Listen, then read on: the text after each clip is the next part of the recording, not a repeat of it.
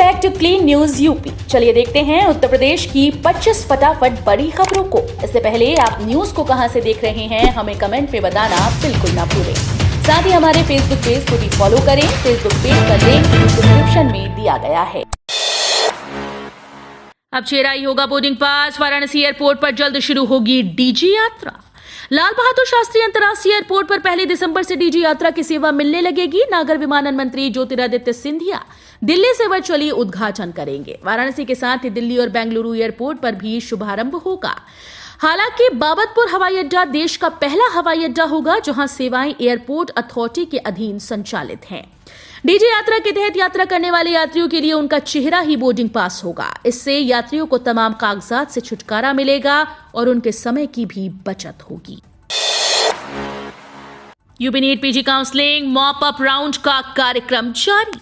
चिकित्सा शिक्षा और प्रशिक्षण निदेशालय उत्तर प्रदेश ने UP NEET PG 2022 mop up round की ऑफलाइन काउंसलिंग कार्यक्रम की घोषणा कर दी। UP NEET PG mop up round counselling schedule के अनुसार एमडी, एमएस डिप्लोमा, डीएनबी और एमडीएस कार्यक्रमों के लिए योग्य उम्मीदवारों की सूची की घोषणा की अपेक्षित तिथि 30 नवंबर थी। डीजीएमई उत्तर प्रदेश आज दोपहर 2 बजे तक सरकारी मेडिकल कॉलेजेस, संस्थानों और विश्वविद्यालयों में डीएनबी और एमडीएस कार्यक्रमों के लिए मॉप अप राउंड की सीट आवंटन सूची जारी करेगा। मुख्यमंत्री योगी बोले, स्कूली पाठ्यक्रम में शामिल हो आपदा प्रबंधन, बढ़ाएं जागरूकता। मुख्यमंत्री योगी आदित्यनाथ ने विभिन्न आपदाओं से बचाव के लिए सतर्कता और जागरूकता को बढ़ाए जाने की जरूरत बताई। आपदा प्रबंधन को स्कूली पाठ्यक्रम में शामिल करने पर बल देते हुए उन्होंने कहा कि अगर लोगों को ये पता होगा कि बाढ़, भूकंप, आकाशीय बिजली, अग्निकांड आदि के समय उन्हें कैसी सावधानियां बरतनी चाहिए तो निश्चित ही बड़ी जनहानि से बचा जा सकता है। फिलहाल पुलिस लाइन में ही रहेगा कमिश्नर का कार्यालय, नहीं करेंगे जन सुनवाई। आगरा कमिश्नरेट में सबसे पहले साइबर थाना खोला जाएगा। इसमें साइबर अपराध से संबंधित सभी मामलों में मुकदमे दर्ज किए जाएंगे। महिला उत्पीड़न के मामलों की सुनवाई के लिए अलग से महिला अधिकारी की तैनाती होगी। पुलिस लाइन में ही कमिश्नर डॉक्टर प्रीतिंदर सिंह का कार्यालय रहेगा, वो यहीं पर जन सुनवाई करेंगे। एडिशनल कमिश्नर का कार्यालय कलेक्ट्रेट में बनाया जाएगा। दोपहर में सेवानिवृत्त हो रहे पुलिसकर्मियों के कार्यक्रम में शामिल हुए। शाम को हरिपर्वत स्थित एसपी सिटी ऑफिस का निरीक्षण किया गया। 5 चरणों में होगा जोबिनगढ़ कुसमी तीसरी लाइन का निर्माण, जनवरी से शुरू होगा काम। जोबिनगढ़ से कुसमी के बीच गोरखपुर जंक्शन के रास्ते तीसरी लाइन का निर्माण 5 चरणों में पूरा होगा। जनवरी से पहले चरण का कार्य शुरू किया जाएगा। इसके बन जाने से ट्रेन को आसपास के स्टेशन पर रोकने की जरूरत नहीं पड़ेगी। मालगाड़ियां भी फर्राटे से गंतव्य की ओर रवाना होंगी। जोबिनगढ़ से कैंट स्टेशन होकर कुसमी तक तीसरी लाइन 21.15 किलोमीटर लंबी है। पिछले बजट में तीसरी लाइन के लिए 105 करोड़ रुपए मिले थे, जिसके बाद काम शुरू कराया गया। चिकित्सा विभाग में होगी विशेषज्ञों की भर्ती, आवेदन 5 दिसंबर से। उत्तर प्रदेश लोक सेवा आयोग चिकित्सा एवं स्वास्थ्य सेवा विभाग में विशेषज्ञों के विभिन्न पदों पर भर्ती होने जा रही है। इसके लिए 5 दिसंबर से ऑनलाइन आवेदन की प्रक्रिया शुरू होगी। चिकित्सा एवं स्वास्थ्य सेवा विभाग में तकरीबन 2300 पदों पर भर्ती होनी है।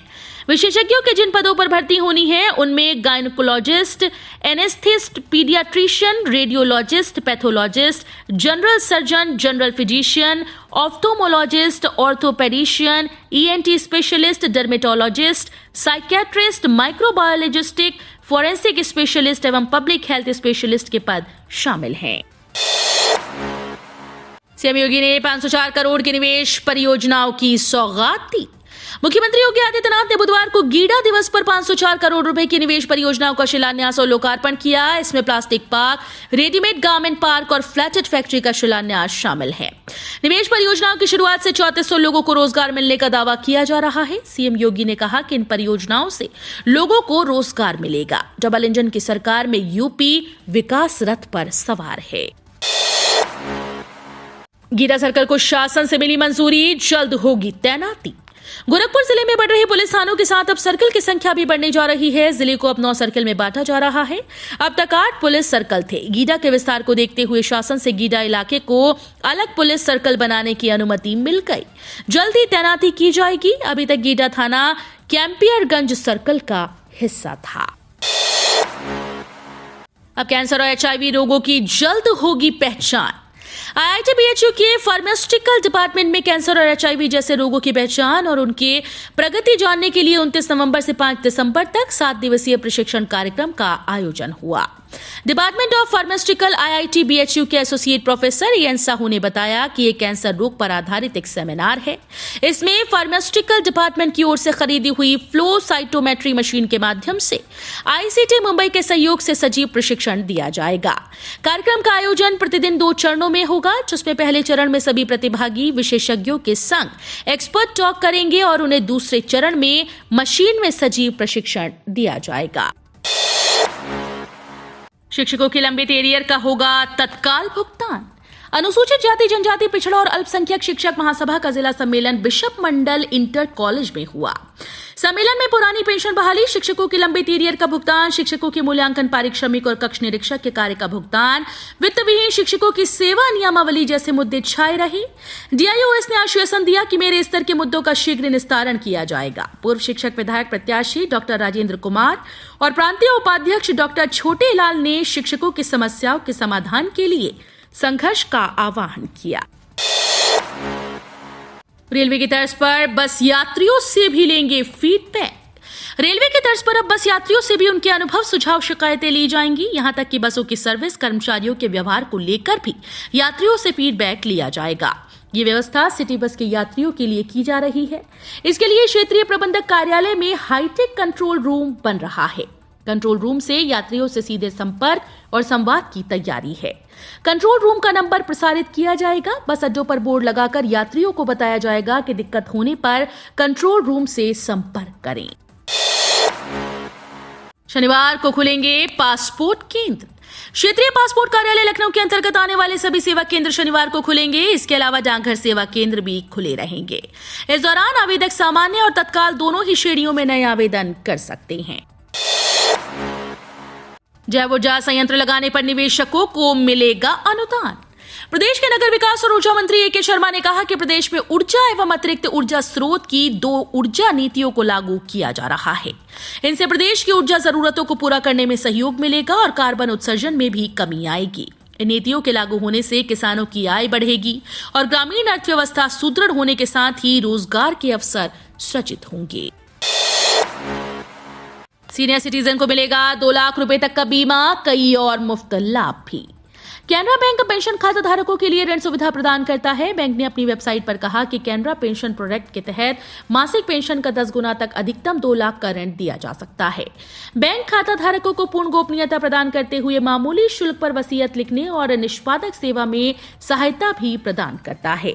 यदि खाता धारक बैंक के साथ पेंशन खाता रखता है तो वरिष्ठ नागरिकों को 2 लाख रुपए तक का व्यक्तिगत दुर्घटना बीमा मिलता है। सपा नेता रामगोपाल यादव पहुंचे चुनाव आयोग। मैनपुरी इटावा के GM और SP को हटाने की मांग। मैनपुरी उपचुनाव के लिए जहां सपा और भाजपा के दिग्गज नेता प्रचार में जुटे हुए हैं, वहीं आरोप प्रत्यारोप का दौर भी जारी है। समाजवादी पार्टी के राष्ट्रीय महासचिव रामगोपाल यादव ने जिला प्रशासन पर मतदाताओं के नाम काटने और सपा कार्यकर्ताओं को गिरफ्तार करने के आरोप लगाए हैं। उन्होंने बुधवार को दिल्ली में चुनाव आयोग से शिकायत कर इटावा मैनपुरी के SP और DM को हटाने की मांग की है। अब किसानों को 2000 रुपए किश्त के साथ मिलेगी 3000 की गारंटीड मासिक पेंशन। किसानों की आर्थिक मदद के लिए बुढ़ापे को सुरक्षित रखने के लिए सरकार ने पेंशन की सुविधा PM किसान मानधन योजना शुरू की। PM किसान मानधन स्कीम की वेबसाइट पर दी गई जानकारी के अनुसार इस योजना के तहत 60 साल की उम्र के बाद पेंशन का प्रावधान है, यानी सरकार किसानों के बुढ़ापे को सुरक्षित रखने के लिए इसकी शुरुआत की है। इस स्कीम में 18 साल से 40 साल तक का कोई भी किसान निवेश कर सकता है।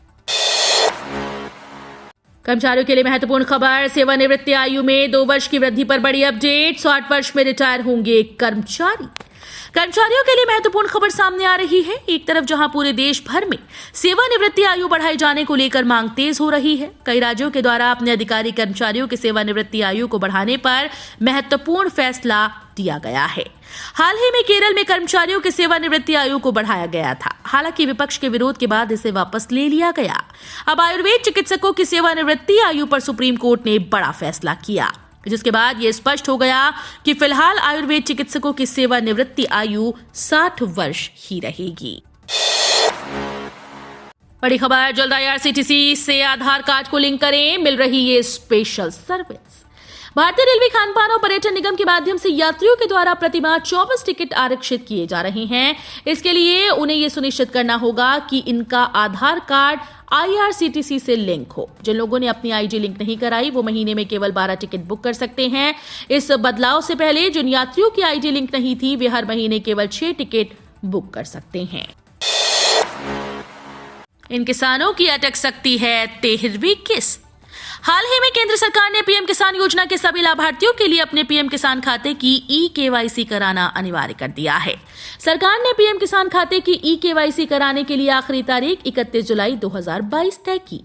जिन किसानों ने इस तय आखिरी समय सीमा के भीतर अपने पीएम किसान खाते की eKYC नहीं कराई, उनकी 13वीं किस्त के पैसे अटक सकते हैं। टैक्स पेयर्स की संख्या के बढ़ने के बाद ही पर्सनल इनकम टैक्स की दरों में है कटौती संभव।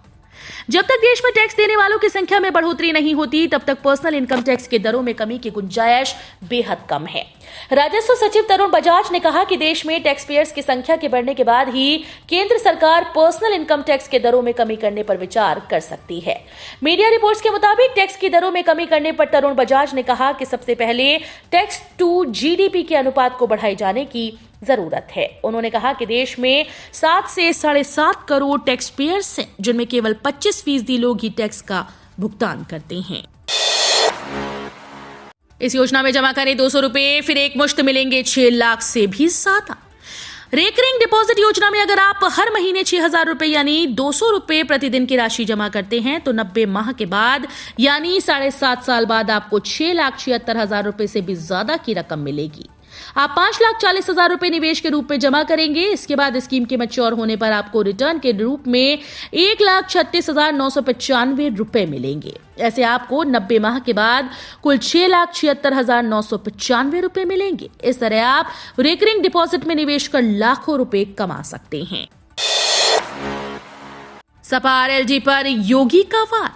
खतौली उपचुनाव का सियासी संग्राम तेज हो गया। सभी राजनीतिक दलों ने ताकत झोंक दी। इस कड़ी में सीएम योगी ने खतौली में जनसभा को संबोधित किया और बीजेपी प्रत्याशी राजकुमारी देवी को वोट देने की अपील की है। इस मौके पर सीएम योगी ने कहा कि यूपी ने कानून व्यवस्था की नजीर पेश की। पहले कैराना में पलायन होता था, महिलाओं का घर से निकलना दूभर था, व्यापारी डरे हुए थे, लेकिन डबल इंजन की सरकार में पलायन पर बंद हो गया। महिलाएं अब घर से बाहर जा सकती हैं, वो खुद को सुरक्षित महसूस करती हैं। असुरक्षा की वजह से जो व्यापारी लौट गए थे वो दोबारा वापस आ गए। कैराना में फिर से रौनक छा गई। टीबी के खात्मे की कवायद तेज, WHO की टीम भी आई। कानपुर में टीबी का खात्मा करने की कवायद के तहत बुधवार को विश्व स्वास्थ्य संगठन की टीम भी पहुंची। सरकार के साथ प्राइवेट डॉक्टर्स की क्लिनिक और पैथोलॉजी सेंटर्स का भी मुआयना किया।